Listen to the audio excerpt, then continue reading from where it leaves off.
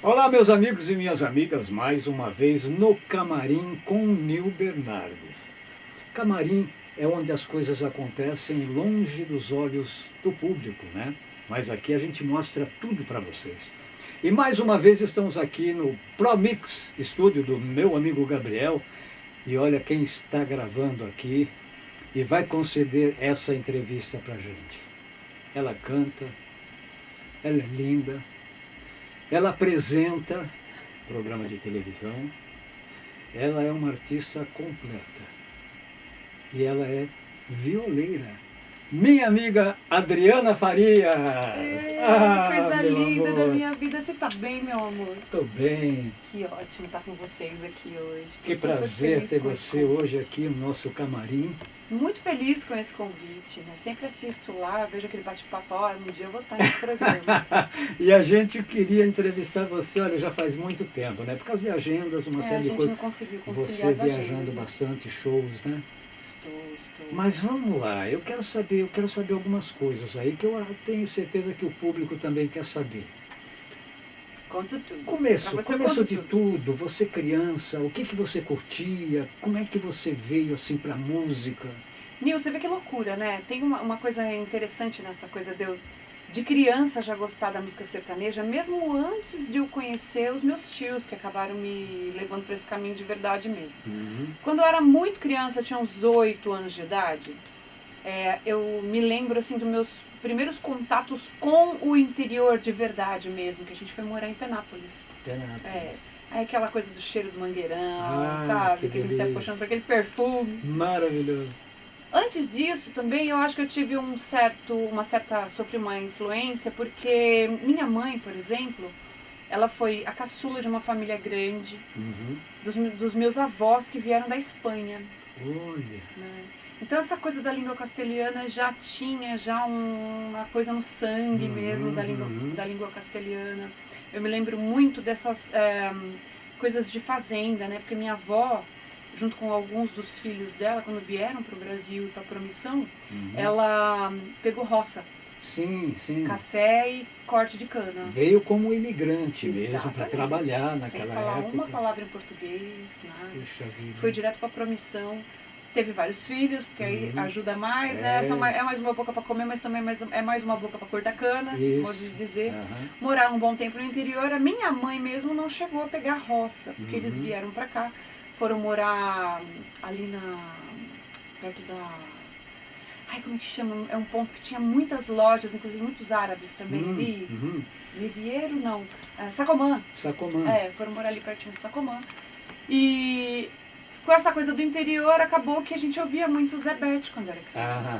Eu tenho, assim, algumas lembranças de quando eu acordava cedinho para ir para a escola e tudo mais, aquele cheirinho do café com leite e o pão, e o Zé Bete... Ele batendo na lata. Vamos acordar. Joga água nela. E assim, e Tonico Tinoco, essa coisa toda assim mesmo de música do jeito que o Zé Bete gostava e curtia. Essa acho que foi minha primeira introdução com a música raiz. Mas a gente morando na cidade, a gente tem essa coisa também da cidade, né? Essa coisa urbana mesmo. Eu nasci no Ipiranga. Fui criada em São Bernardo, né? Fronteira com Rugi Ramos, Diadema, São Paulo. Fronteira São Paulo, Diadema, São Bernardo, Taboão, São Bernardo. E ali, os batateiros, né? São Bernardo é os batateiros. E São Bernardo tinha um pouco também dessa coisa do interior, né? Eu lembro que a nossa rua era de terra, a gente voltava para casa cheio de lama. Tem as minhas fotos de criança assim, de lama até aqui, assim. Gostava de brincar na chuva. Eu gostava. Aquela época que o pessoal tem saudade da infância. Isso é verdade. Que a gente estava em São Paulo, tinha um pouco dessa comodidade de estar em São Paulo, mas tinha essa coisa da infância também, que era muito legal, de ficar na rua até de noite. Porque tem muito lugar em São Paulo, agora não, mas antigamente, há uns bons anos atrás, que tinham locais que parecia que era cidade do interior. A sua rua, a vila, o bairro, a convivência com as pessoas. Onde eu morava era exatamente assim. Lá em cima, a gente subia assim a rua, lá em cima tinha uma mini floresta, assim, sabe? Era um cercadão, assim, era tipo uma ilha, que eu lembro que a gente fazia casinha na árvore lá, tudo. Então era muito gostoso, a molecada bagunçava muito na rua, brincava muito na rua. E aí eu tive meu contato com instrumento musical. Porque meu tio, tem também a parte do meu pai, que eles faziam umas festas de final de ano e sempre tinha muita música. Mas eles eram mais voltados a coisa boa também, né? Que era Demônios da Garoa, Clara Nunes, enfim, essa parte do samba urbano também, sabe? Sei. Era muito bacana. Eu adorava Demônios da Garoa, nossa, cantava todas. Germano Matias, né? Lupicínio Rodrigues. Poxa vida. Tinha, enfim, sabe, coisas assim desse tipo de coisa. Choro, eles gostavam do choro. A referência dela era o filé, né? O filézinho da música, né? Muito legal, muito legal. E esse pessoal, seus tios, eles eram profissionais? Então, meus tios, eles tocavam por brincadeira, assim, esses, né, dessa parte, mas eram ótimos profissionais, assim, sabe? Eles gostavam disso e pegavam as coisas direitinho. Tinha um tio violonista, que é esse tio Júlio, que ele separou da mulher, ele foi morar na nossa casa. Né? Tinha um quintalzinho lá atrás com uma edícula, ele foi lá. E aí eu arrombava o quartinho dele durante o dia e ficava mexendo num violãozão de Jorge, não era qualquer um que tinha, assim. Aí meu tio, olha, se você passar de ano eu dou um violão pra você. Mas aí a minha mãe nem esperou, ela pegou, foi lá, comprou um rei dos violões. Meu pai, ele tava meio detonadinho, falou assim, criança, né, não vou dar um negócio bom ainda pra ela. Meu pai pegou, passou uma massa plástica no violão, consertou o violão todinho, deixou ele bonitinho, tá, falou, toma. E aí, assim, eu ingressei nessa história de tocar violão na escola e tudo mais. O meu primeiro também foi o Rei dos Violões. Inclusive, mandar um abraço pro... Ele assiste, o Murilo Luthier, porque o avô do Murilo Luthier foi um dos fundadores do Rei dos Violões. E o Murilo hoje é um dos maiores luthiers que a gente tem aqui no Brasil, isso, né? Aí eu peguei esse violãozinho e comecei a cantar em escola, cedinha, mas tinha essa coisa já. Eu falei assim, eu nasci com 70 anos. Sei. Mas o pessoal, de repente, não achava esquisito assim, porque você, numa época em que você podia ir para a Jovem Guarda, você já devia estar na época de ouvir The Beatles, de ouvir, né? Eu ouvia, a molecada, assim, de Brazuca, eu ouvia Titãs, ouvia assim na minha época de juventude, né? Peixe quer mar, ave quer voar, zavelé, zumbi, besouro. Ouvia essas coisas todas. Tanto que minha mãe me colocou na escolinha e o professor queria me ensinar essas coisas. Lá vem o pato, pataqui, patacu. O professor queria me ensinar essas coisas. Eu quero cantar outra coisa. Eu queria cantar poeira, eu queria cantar outras coisas. E aí, eu saí da escolinha de violão e virei autodidata. E aí um dia minha mãe falou assim, você gosta de sertanejo? Eu vou levar você pra ver seu tio, né? Aí a gente foi numa folia de reis, tava rolando uma folia na casa do meu tio. Era lá no Livieiro, se eu não me engano. Na hora que eu entrei, assim, na sala, que tem todo mundo assim, mas rolava as resenhas, né, de música mesmo, assim. Aí meu tio e minha tia cantando Cascatinha. Nossa aquela coisa linda, assim, até eu sempre falo, né, que aquela música, numa noite serena e escura. Minha tia cantando lindamente, aí aquela dobra de voz, assim, ao vivo, né? É uma coisa você ouvir. Coxa de retalhos, poeira. Nossa, meu Deus. Aí, assim, na hora que eu vi aquela dobra de vozes, assim, né? Aquele dueto, mulher e homem juntos, assim, eu falei, nossa, é isso que eu quero fazer. Aquilo me emocionou muito, assim, sabe? Legal. De alguma forma, a gente fala, né, que essa coisa de reencarnação, você também acredita nessas coisas todas, assim, de alguma forma, sem dúvida. Nada mais na vida era mais importante do que ouvir isso pra mim, música raiz. E aí eu fui crescendo, com 11 anos de idade, a gente sofreu uma influência muito forte na música sertaneja, na música raiz, das músicas de fronteira, né, Paraguai, Argentina, Chile não. Enfim, essas... México, também. Principalmente México, né? México Trio Los Panchos. Los Panchos, Miguel Aceves Mejia. Miguel Aceves Mejia, Eu vi aquilo lá, eu gostei bastante. Aí a gente começou também a trabalhar. Meu apelido sempre foi Naná, na família. Naná. Mas na época tinha Nanô e Naná. A gente não gostava muito de pegar o nome de outra pessoa para trabalhar. Aí eu falei, bom, eu não, né? Meus pais falaram assim, bom, eu vou colocar um outro nome. A gente começou a procurar de acordo com o que eu fazia, que eu gostava muito de polka, essas coisas todas assim que falavam, essas coisas todas, né? Belmonte Maraí, Dino Franco e o Zé Fortuna. Isso. gostava muito dessas línguas traduzidas, dessas músicas traduzidas. Vamos achar um nome tupi-guarani. A gente foi lá, procurou um nome tupi-guarani, a gente achou Anaína, H-A-N-A-Y-N-A, Anaína, que na verdade é Hanainã, desculpa se eu estou falando uma bobagem, mas queria dizer cachoeira de águas cristalinas. Sim, exatamente. Que era o Anaí, lembra do Anaí? Anaí. Anaí já era cachoeira, se eu não me engano, e a Hanainã, cachoeira de águas cristalinas, significava. Trabalhei durante muito tempo com esse nome, lindo, gravei um disco com 11 anos de idade com esse nome. Que lindo. Com composição própria. E o legal é que a tua família apoiava, né? Sim, meu pai até investiu bastante nisso. Assim, não, era pobrezinho também, a gente veio de família muito humilde, mas ficou muito apaixonado por isso também e acabou se dedicando. E fazia circo desde os 10 anos de idade, fazendo muito circo. Fazendo sedes, né? Tinha muita coisa de show em sede, né? Na Pauliceia lá, na Pauliceia. A gente fez muito show em sede, ganhava os festivais, vários festivais, participava de vários festivais quando era mais novinha. Nunca ganhava o primeiro lugar porque era muito novinha. Ninguém deixava eu ganhar o primeiro lugar. Sempre falava, olha, você ganhou o primeiro lugar, mas você não vai ganhar porque a dupla não pode ganhar em primeiro lugar. Marcelo Costa veio falar isso comigo. Mas e aí, continuando, aí você já... Aí, assim, eu fui num festival, que o Marcelo Costa também estava lá com o apresentador também jogando. Assim, grande Marcelo. Eu tinha acho que 12 anos de idade, por aí. Aí ele disse, eu briguei lá dentro porque você tinha ganhado o primeiro lugar e eu achei um absurdo não dar o primeiro lugar pra você, porque afinal de contas você ganhou, a música era linda, não sei lá. Marcelo Costa. Mas acabei ganhando um terceiro, um negócio assim, e tudo certo, também tudo bem. Aí eu me desiludi de festival, parei. Parei com os festivais, aí fui mexer com a carreira mesmo. Com 14 anos de idade já gravei de novo também. Aí já gravei música Anaí, já gravei música do Mococa, do Paraíso, música do Paraíso, com 14 anos de idade. E aí a carreira foi, né? Sim. Aí troquei de nome. Acho que até uns 18 anos de idade eu trabalhei como Anaína mesmo. Conheci bastante gente, fiz muito show, fiz muito rodeio, fiz muita festa. Foi muito gostoso, assim, foi uma fase muito interessante. E aí eu comecei a trabalhar mesmo com música. Porque as pessoas me chamavam para fazer outras coisas. Por quê? As pessoas acabam tendo outras profissões, envolvendo outras profissões nisso, né?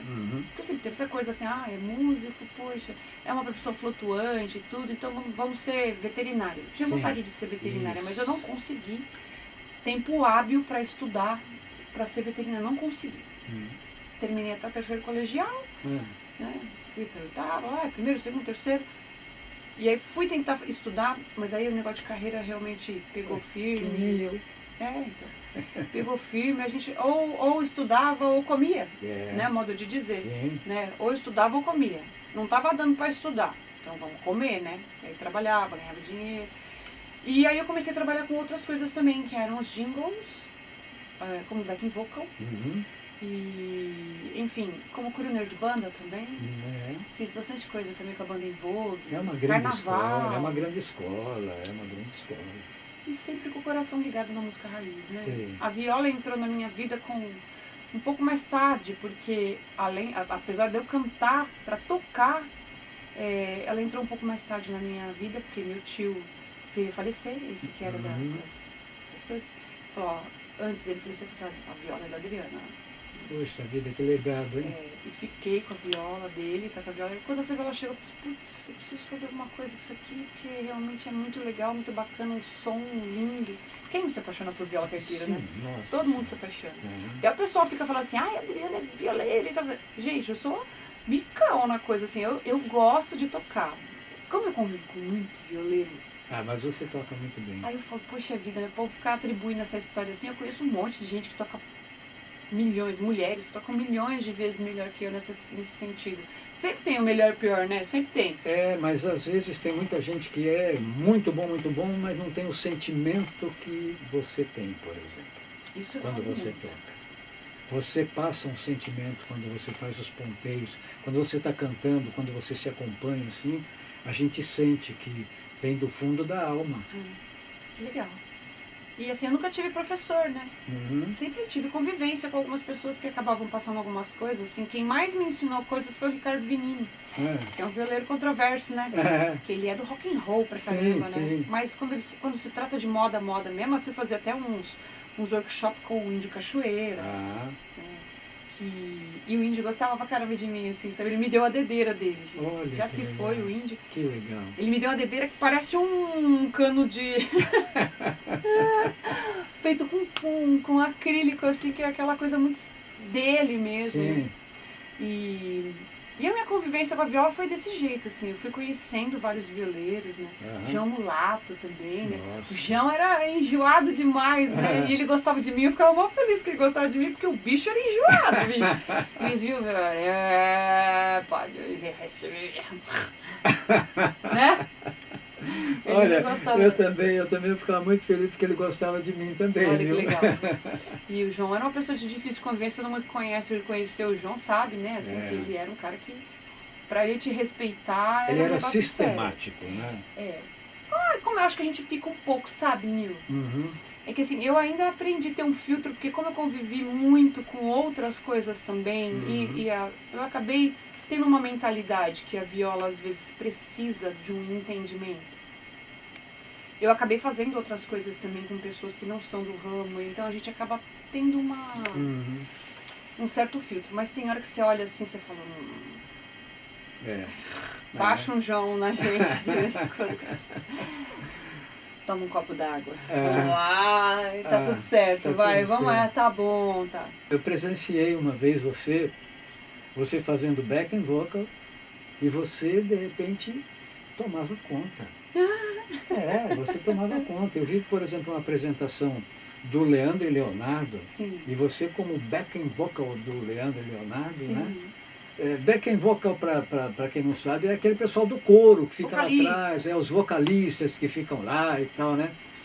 E a Adriana, ela era uma das vocalistas do Leandro e Leonardo. Tive né? o prazer de trabalhar com algumas pessoas, como eu disse pra você, né? De Raimundos a Leandro e Leonardo. Olha só, né? Foi um negócio muito doido assim na minha vida, que era assim. À noite, não, vou explicar pra vocês. De manhã, tipo até 1h da tarde, se eu não me engano, eu fiz Monsters of Rock com os Raimundos, junto com Iron Maiden, com todo mundo. Aí, à tarde, tipo 7h da noite, eu fiz o Buffet Rosário sendo o crooner da banda. E às 10h da noite eu fui pro Guarujá fazer backing vocal com o Leandro e Leonardo. Olha só, hein? Então, assim, era um trabalho que eu era workaholic total, em tudo que se dizia música, em tudo que se dizia... eu tava mesmo empenhada e adorava fazer isso, porque, assim, essa coisa me trazia uma experiência como música e como musicista, que eu andei com as bandas mais legais que você pode imaginar, assim. E também me reforçava mais ainda esse gosto que eu tenho pela minha música, pelo que eu gosto, saber que eu gosto disso, mesmo é de verdade, que a gente gosta mesmo. Porque nunca eu saí do caminho, sabe? Mas tudo isso é fruto do teu talento, da tua garra e de alguma coisa que você tem em especial, que eu sei que vem lá de cima. Mas e aí? Continuamos. Continuamos. Aí vi essa coisa toda, né, de banda e tal, não sei o quê.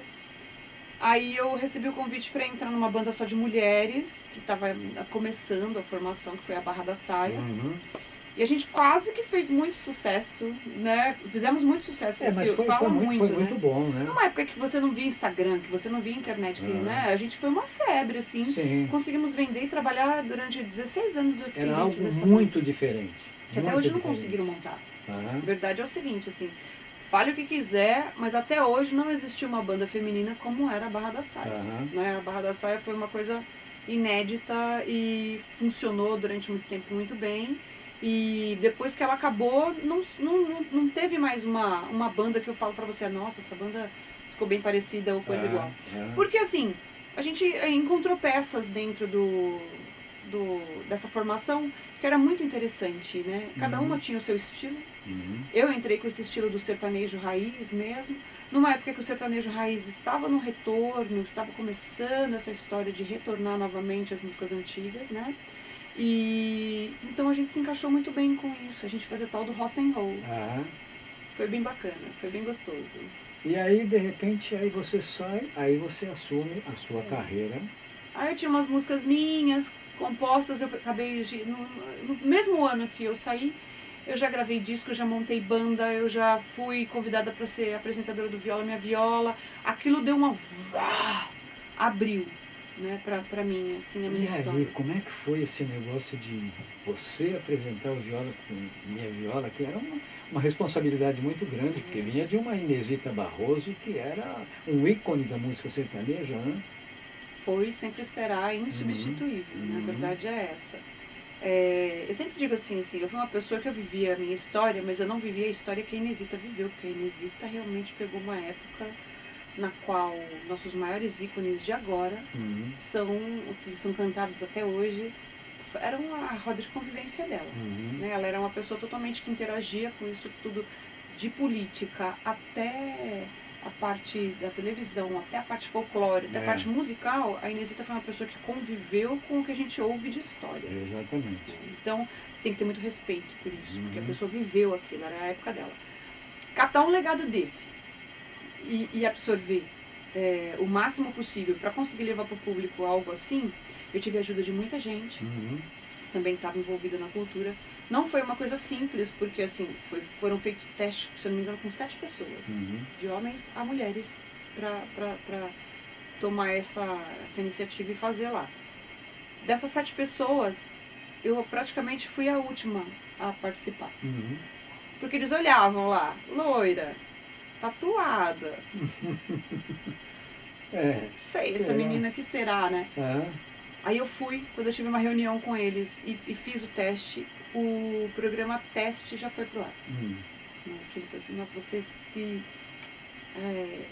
moldou bem ao que a gente está procurando e tem uma coisa que é importante. Você não está querendo imitar ela, você não está, né? Lógico. Você está fazendo uma coisa que é da sua história e nos seus olhos brilha uma coisa de enaltecer a Inesita, que é o que a gente está procurando. A gente não quer uma substituta, a gente quer uma pessoa que fale sobre a Inesita. Lógico. E aí deu tudo certo, a gente ficou lá durante um tempo, inclusive o programa é passado até hoje, né? Até hoje está no ar ainda na TV Cultura. Se alguém um dia debruçasse na história de Inesita Barroso, ia dar um longa-metragem, mas então esse longa-metragem eu acho que seria digno de um Oscar, viu? Eu acho que tem uma história, um legado, um negócio muito legal e assim, e muito entranhado no Brasil, que ama a música sertaneja. Eu tô falando isso porque eu vivi isso. A música sertaneja é raiz, eu falo pra você, tá? Sim. Porque teve uma época que eu montei uma banda chamada Jazzpira. O Jazzpira tinha 3 músicos, 3 músicos de jazz pesado, que era Douglas Las Casas, Chibo Chiama e o Bruno, esqueci o nome dele, pianista. Os 3 músicos totalmente, chamava 3 de paus o grupo, totalmente do jazz, assim, sabe, pesado, jazz pesado. E aí, vamos montar um negócio com sertanejo pra gente ver o que dá. Eu peguei a viola, comecei a fazer umas coisas com ele, cara, e deu super certo. Pra você ter uma ideia, a gente foi tocar no Festival de Jazz de Garanhuns. Olha só, hein? Com vários grupos de jazz. Inclusive lá tava, nesse momento, uma mistura mesmo tava rolando, tava o Andreas Kisser, o outro guitarrista também de cabelinho comprido, Fernando. Tudo guitarrista famoso. Cara, tive o prazer de fazer coisas com eles, que demais, viola caipira, que demais que você fez. E o público foi ao delírio. Eu falo, tá vendo? Por mais que seja essa coisa da música raiz e tudo mais, ela é muito respeitada. Nossa, e a viola por caipira, qualquer estilo. A viola caipira, ela cabe em qualquer estilo. Qualquer estilo. Do caipira ao rock and roll, ao jazz, a tudo. A viola caipira é algo... Eu sempre falo assim, nada como você ver o estilo caipira sendo tocado na viola caipira, porque foi ali que a coisa começou, acho que ela foi feita para isso. Mas o Falcão já usou viola, o Lenine já usou viola, esse povo todo já passou a viola, né, nessa história. É o jeito de ser tocado que não pode ser, o jeito de... Tem uma coisa que o Léo falava, do Liu e Léo, ele falou assim, olha, você pode me dar uma música em inglês de um grupo de rock and roll pra eu cantar. Quando eu for cantar, eu vou cantar do jeito caipira. Eu acho que a viola, ela também tem isso, sabe assim? Você olha ali dentro da coisa, você vê, é uma viola caipira. Seja aqui ou seja no Japão, ela vai ter o mesmo nome. Viola caipira. Sempre vai ser a viola caipira. E a viola inspira, né? Eu ganhei um festival porque durante uma gravação eu fui inspirado por um solo de viola. Com o Paulinho, né? Paulinho Ferreira, que é guitarrista do Roberto. Então a gente estava gravando uma dupla, Denis e Demian. Tá. E aí eu pedi pro Paulinho, falei assim, Paulinho, dá para você tem algum instrumento aí que você tire um som de viola, que eu queria um solo de viola nessa hora. Paulinho, adoro ele. O Paulinho tinha 200 violões lá, né? Aí ele veio com o violão e ele começou, né, fazer. E nessa hora veio para mim, quando ele pega na viola e faz ponteio, o luar fica mais cheio e as estrelas brilham mais. Aí eu falei, opa, peraí, né? Aí eu levei para casa e depois compus e ganhei o festival, né? Com a música Sinfonia Sertaneja. Foi em 1992. Então, quer dizer, a viola me inspirou para que eu ganhasse um festival, né? E agora, atualmente, nós estamos aqui no estúdio, nós estamos aqui na Promix, você gravando o seu novo trabalho, né? E como é que está a sua vida agora, corrida, carreira, essas coisas todas? Eu sou uma pessoa assim, sabe? Tocando viola de papo pro ar, né? Eu não tenho pressa de fazer nada, sabe? Assim, meu trabalho, eu sou uma péssima profissional, como dizia Clarice Lispector. Eu sou uma péssima profissional, porque eu só faço o que eu gosto.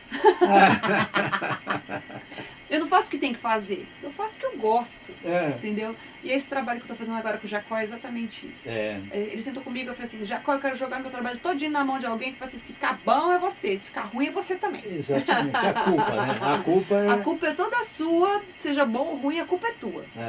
E aí eu comecei a mostrar coisas que eu gostava, e falei assim, pô, de que ponto a gente vai partir? Aí eu comecei a mostrar coisinhas que eu gostava, falava, pô, essa mulher é bonita, né? Quando toca essa moda na roda de vela, nossa, eu gosto dessa moda. Ele, vamos fazer, só. Essa a gente vai fazer. Essa não. Essa é boa. Essa não. Essa... E foi. Agora a gente tá fazendo 15 músicas em estúdio aqui. São músicas românticas, né? Músicas românticas, outras meio tirando sarrinho mesmo do romance. As divertidas também falam de romance, mas falam de um jeito mais... Porque eu tenho uma pimentinha. Mamãe passou pimenta em mim. Eu tenho a minha pimentinha, assim, que eu não exponho muito quando a gente tá na televisão. Para menores, tem muita criança que gosta, né? O soldado canta comigo também, né? Mas, assim, o povo que convive comigo sabe que eu falo bobagem pra caramba, né? Então, tem um lado lá também que tá falando umas bobaginhas. Então, a gente botou pra fora um pouquinho isso também. Muito legal. É pra realmente ser um trabalho divertido, né? Natural! Exatamente. É um trabalho que você pode ter a reflexão, né? E a diversão. Isso, né? Exatamente. É como se fosse um longa-metragem. O longa-metragem você tem que ter todos esses adereços, né? Você tem que ter a aventura, você tem que ter o drama, você tem que ter a comédia e tal, para realmente atingir tudo. A gente deu uma procurada nas mulheres também. E procuramos coisas que as mulheres nunca gravaram também, sabe? Assim, aquelas coisas assim que às vezes não dá pra gravar por causa da métrica da letra. Mas olha como tá na moda agora, vocês mulheres. Vou cantar romântico pra vocês também. Que legal. Eu sou hétero, tá? Eu sou hétero, mas nada como sonhar. Tudo pode, tudo pode. Lógico. Né? Tá tudo certo. Mas é isso aí. Eu quero que você deixe uma mensagem aos nossos telespectadores aqui no Camarim com o Nil Bernardes e dizer para você da grande honra, né, o grande prazer em ter você aqui no nosso programa. Puxa, o prazer é meu. Sabe que eu sou uma grande fã. Sou desse som. A gente já se encontrou muitas vezes aí nessa estrada, né? E tem uma coisa muito bacana também que eu ouço muito falar de você, que você é uma pessoa incrível, sempre coração bom. A Laura fala muito de você, né? Do Lady Laura. Enfim, e todas as vezes você demonstrou isso pra gente, né? Sendo essa pessoa gentil. E não é à toa que ele tem aqui, ó, Namastê tatuado aqui, ó. Porque ele é Namastê total. Tem muito o que falar. Vocês que estão aí do outro lado, prestigiem o programa, dá o clique, dá o like, passe para os seus amigos também, porque essa motivação que a gente tem, né? que vocês demonstram pra gente. É desse jeito que a gente consegue ver as coisas legais que a gente está fazendo. Então, obrigado por tudo. E as suas redes sociais? Assim, eu tenho o Instagram, que é Adriana Farias Oficial. Comecei também a estar de TikTok aí, Adriana Farias Violeira. E tem lá o Facebook também. O Facebook estou usando um pouquinho menos agora. Mas assim, o que eu mais uso mesmo é o Instagram. Também fazemos shows, espetáculos, a gente faz shows grandes, tudo mais. Mas ultimamente também estou fazendo essas coisas de resenha, estou gostando disso. Estou fazendo shows menores para as pessoas que realmente são fãs. Às vezes é aquele senhor de 70 anos que não pode sair de casa, está fazendo aniversário e quer que eu vou lá cantar. Eu vou mesmo, estou indo mesmo. Assim. Não estou só com essa coisa de... Porque a gente faz o que gosta, sabe? E eu coloquei isso na minha cabeça, não tenho que ter vergonha nenhuma de fazer o que eu gosto. Então junta eu e o João. Eu e o João vamos lá na casa do tio, a gente faz aniversário, faz a felicidade da vida do povo lá. E o melhor de tudo é você fazer o que você gosta para quem gosta do que você faz. Exatamente. Aí o povo vai lá então, os querosene, fica tudo feliz. Nossa, qualquer modo que nós canta faz uma alegria. É isso aí. Então é isso, minha gente. É com muita alegria que hoje nós encerramos o nosso programa no Camarim com o Nil Bernardes, com essa criatura maravilhosa, minha amiga, minha irmã de coração. Sou fã de carteirinha dela. Chique. Muito obrigado. Até o próximo programa. Fiquem com Deus. Namastê. Namastê.